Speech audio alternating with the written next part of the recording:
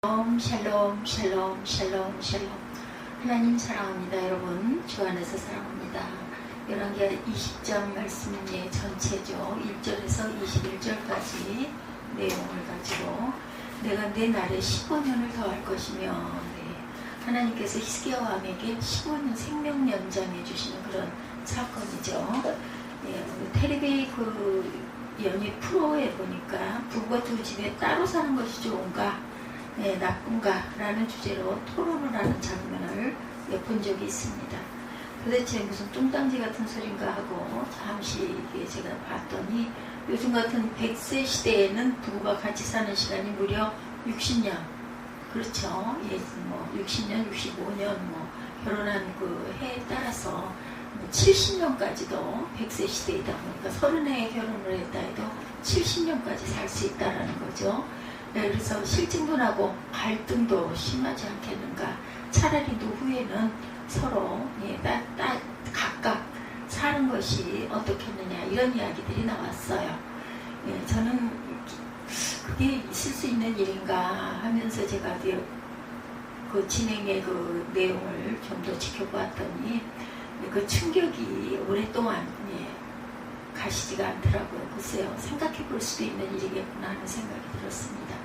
현대 의학의 발달로 사람이 장수하게 되었으니만큼 어떤 여러 가지 방법들이 파생이 되지 않겠는가, 그럴 수 있을 것 같아요.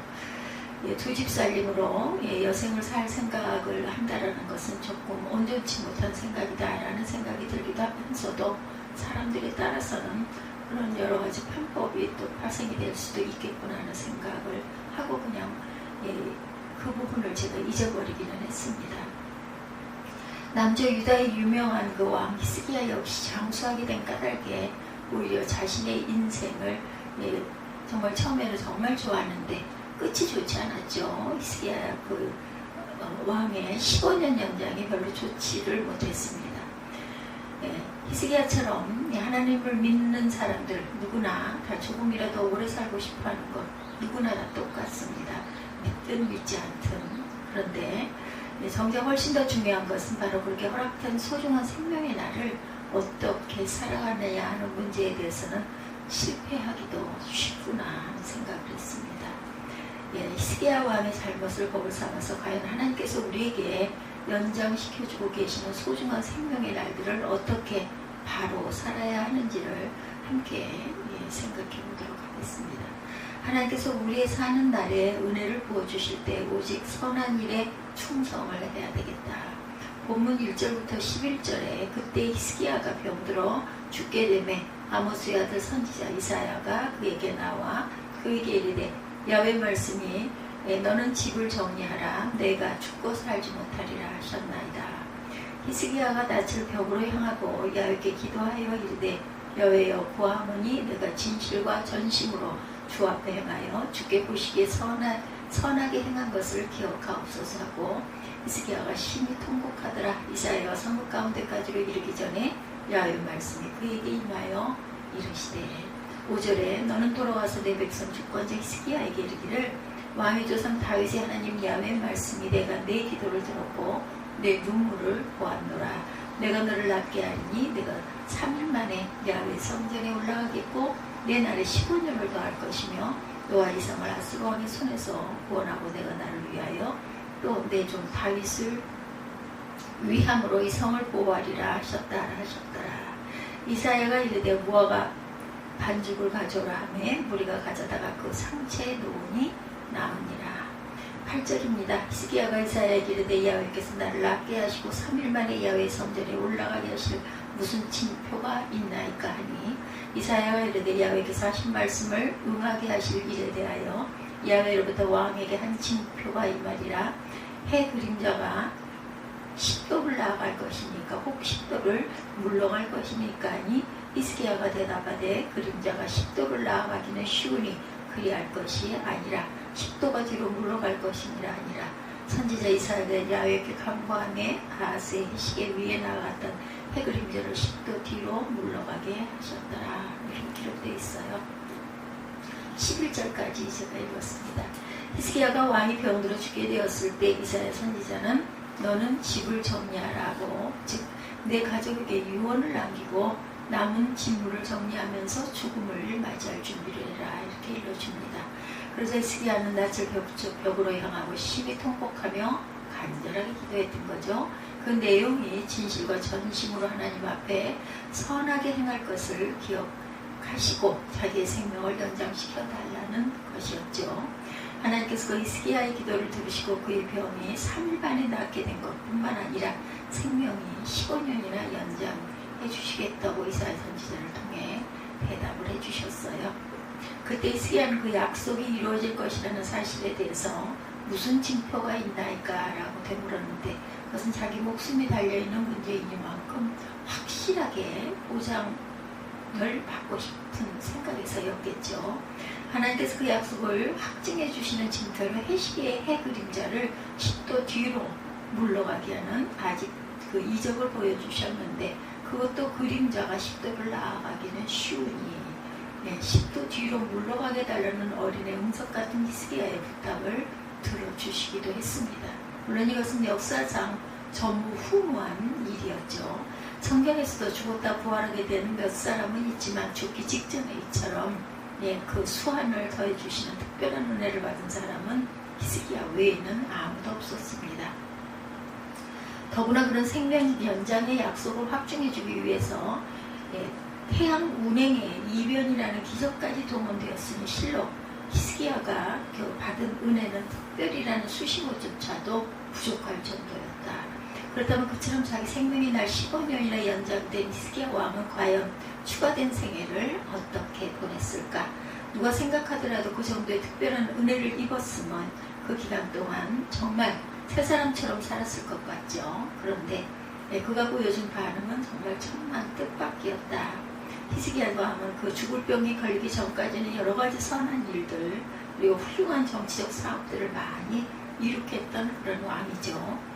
우상을 타파하는 종교 계획을 일으키고 예루살렘 성전의 예배를 정상적으로 회복시켰으며 성전 운영도 재정비하는 등 하나님을 기쁘시게 하는 선행을 많이 했어요. 또한 바로 그 앞장에 나오듯이 아수르 제국의 침략을 당했을 때도 오직 하나님만을 의지하는 믿음으로 나라의 안보와 백성의 생존권을 지켜내는 군주로서의 책임도 잘 수행을 했습니다. 그런데 의외로 그가 생명을 연장받았던 15년, 즉 그의 통치 말년에는 그런 기록이 하나도 남아있지가 않아요.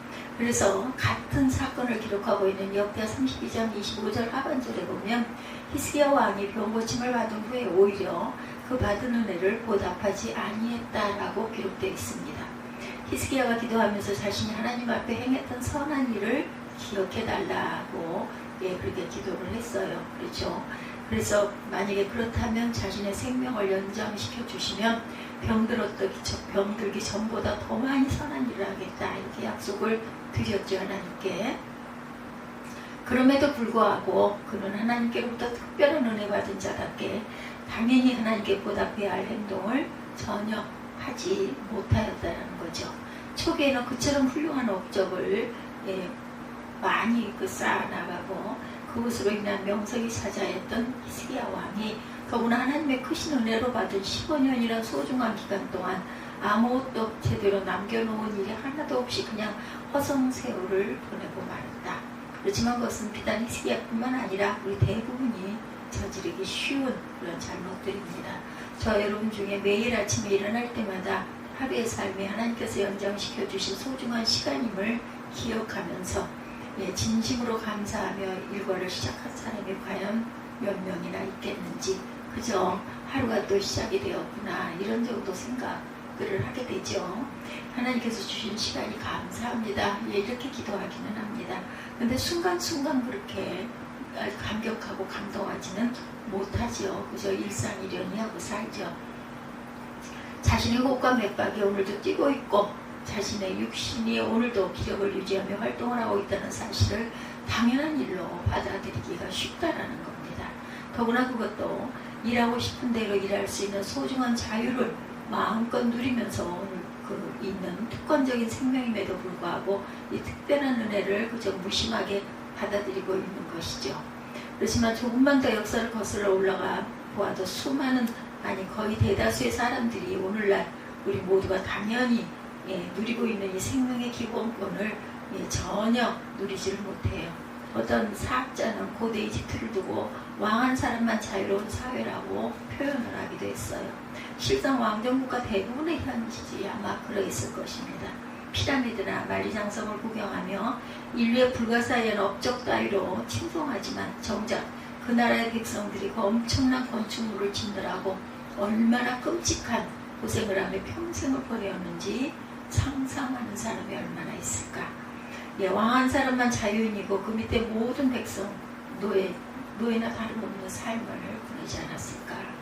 그런 일은 너무 먼 옛 이야기라서 별로 실감이 나지 않았다면 지금 이 순간 북한에 있는 2천만 우리 동포의 생애 어떠할까. 의사 표현의 자유나 거주 이동의 자유조차 없고 행복이라는 단어 자체가 없는 곳에서 아침 저녁으로 김씨 3부자의 사진 앞에 절이나 하며 딱 한 달만 살아보려고 한다면 어떨지 한번 생각해보면 못 살 것 같죠? 상상만 해도 한 끼 식사라도 주는 것이 옥수수 나달 29개를 세워주는 정치범 수용소에서 딱 일주일만 같이 있을 거라고 한다면 과연 버텨낼 수가 있을까 생각합니다. 그런 사람들에 비한다면 우리 저와 여러분들 우리 모두는 그야말로 전부 다 특권층이나 다름이 없는 그런 삶을 누리고 살고 있는 것이다. 완전한 민주주의가 이루어지므로 자신이 혹시라도 부당하게 체포되어 사형당하게 될지도 모른다는 걱정 따위 아무도 하지 않습니다. 이 평화시대의 전쟁패에 징집되어 그 죽을 위험도 거의 없고 이처럼 모습이 하루가 다르게 발달되고 있는 시대에 자신의 생명을 못 누리고 일찍 죽게 될 확률도 점점 낮아지고 있죠. 해방 직후 안에도 우리나라 사람의 평균 수명이 50여 세 정도밖에 되지 않았지만 지금은 100세 시대를 바라보면서 80세 정도는 그냥 세월 특별한 사람 이렇게 보지 않습니다. 80세 정도 사시는 분들 그것만 해도 지금 이 시대에 대한민국에 살고 있는 저와 여러분 우리 모두는 우리 할아버지 할머니 세대에 비해서 평균 30년 정도를 연장한 수완을 누리고 있다는 것을 생각해야 한다는 것입니다. 하나님께서 내게 베풀어 주시는 크고 놀라운 은혜 가운데 날마다의 내 인생이 영이 되고 있음을 또한 깨달아야 합니다. 또한 그렇다면 오늘날 내게 연장시켜 주신 그 생명의 나라를 생명의 주를 위한 선한 일을 섬기는 기회로 선영하지 않고 그저 나 혼자 즐기는 여생으로 채운다는 것은 너무나 모렴치 않은 배운 망덕임을 또한 깨달아야겠다. 뭐 대단한 이야기 같지만 사실은 진솔하게 깊이 생각해보면 맞는 이야기죠. 내가 자유로운 나라에서 이 평화로운 시대에 이처럼 뭐 코로나 바이러스도 극복하고 그렇죠. 지금 지나간 옛 일 같지만 사실은 오래지 않는 그런 일입니다. 1년 그죠 그 이전 그죠 그 정도 되었어요. 베풀어 주신 특별한 은혜 이 소중한 생명의 날이 계속되는 동안 하나님을 기쁘시게 할 선한 일을 위해서 충성하는 저와 여러분들이 되시기를 주님의 이름으로 축복합니다. 두 번째, 하나님께서 우리의 사는 날을 형통하게 해주실 때 결코 교만의 방심에 빠지지 말아야 되겠다. 12절부터 쭉 봅니다.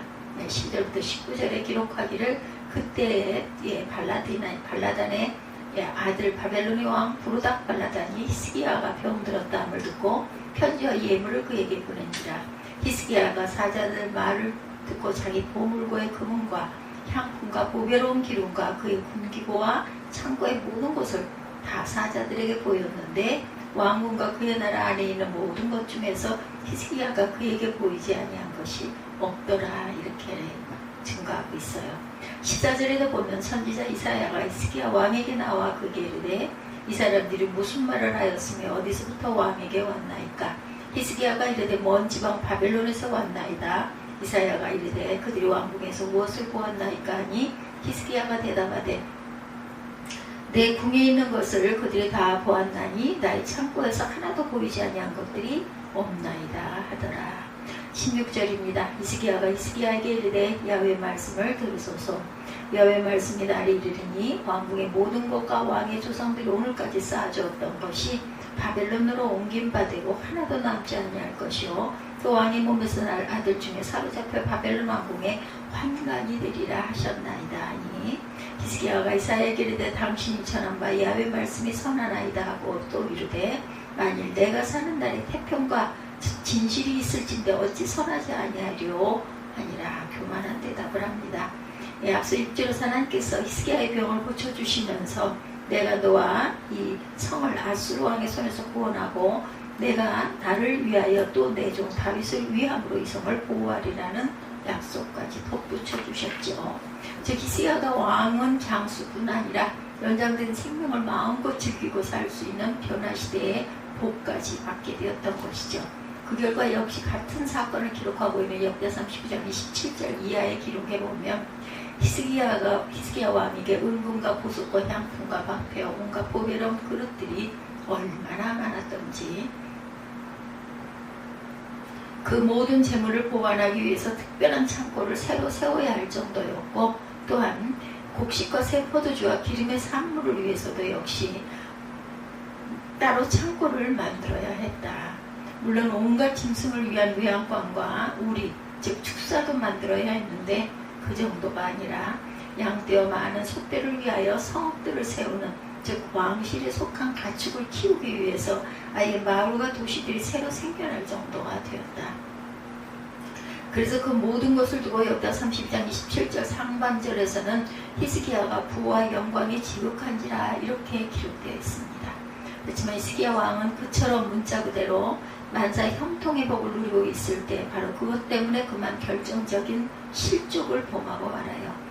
본문 12절에 바벨론 왕 무로닥 발라단이 히스기야가 병들었다 함을 듣고 편지와 예물을 그에게 보낸지라라고 한 것은 바벨론 왕이 히스기야가 병이 들었다 기적적으로 나았다는 소식을 듣고 축하의 사절단을 보내었다라는 뜻이죠.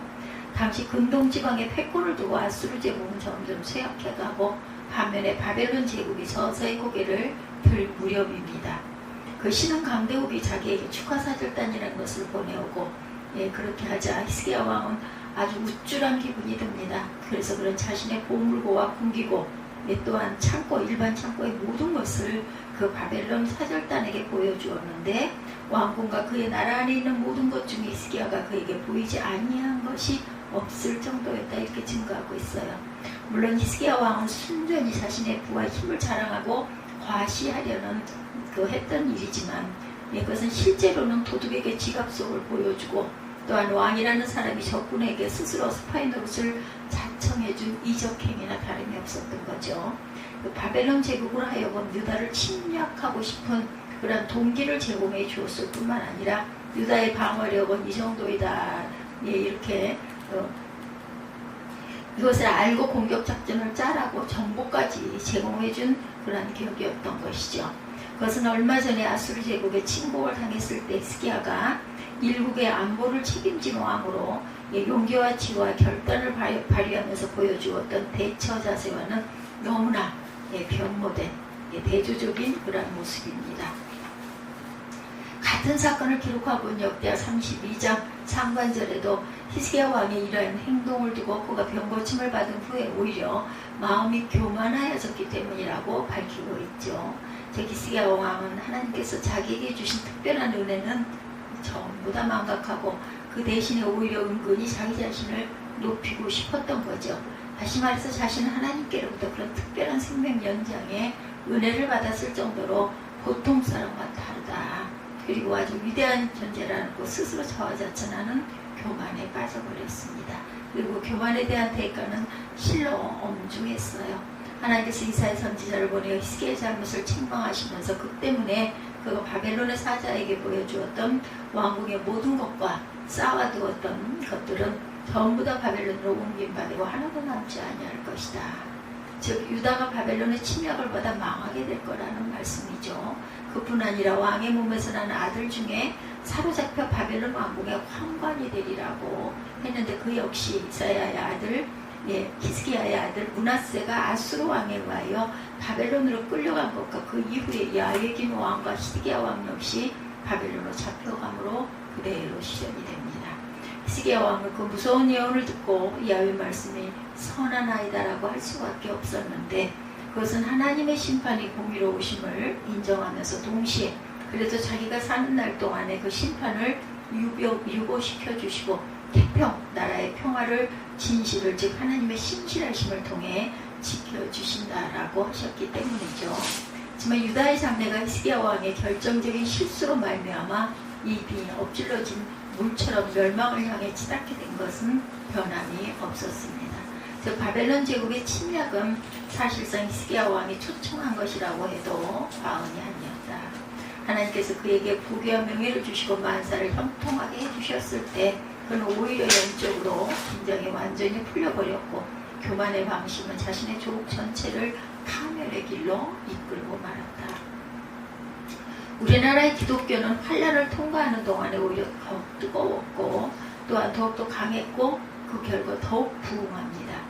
대원군의 세국 정책이 극에 치닫고 있을 무렵에 미국의 상선 제너럴 셔먼호를 타고 대동강에 입항했던 토마스 선교사는 칼에 목이 잘리기 직전에 성경을 건네주었고 그것이 결국 우리나라의 개신교 기독교가 전파되는 첫걸음이 되죠. 그 뒤로 일제 신사참배 탄압을 받을 때도 오히려 교회는 더욱더 선교 중심으로 유일신앙을 지켜냈고 6.25 전쟁을 통해 무신론 공산주의 총칼 앞에서도 성도들은 끝까지 순교적 신앙을 사수해내고 갔어요. 근데 이제 아무 핍박도 박해도 없는 형통의 시대를 맞이한 조국 교계는 어떻게 되어가고 있는가? 우리가 성경을 하나님의 말씀으로 믿지 않는 자유주의 신학이 팽배하고 천주교황 앞에 목사가 굽실거리고 현대판 엉성아리 무상종교가 판을 치고 있는 실정입니다. 오늘날 기독교가 가장 급성장하고 있는 국가가 되었다는 교만이 오히려 조국의 기독교 전체를 한순간 파멸의 길로 이끌어 가고 있다는 것. 정치적으로도 마찬가지입니다. 우리가 살고 있는 조국 대한민국은 제가 어릴 적만 해도 외국의 원조를 받고 겨우 연명했어요. 지금도 기억이 납니다.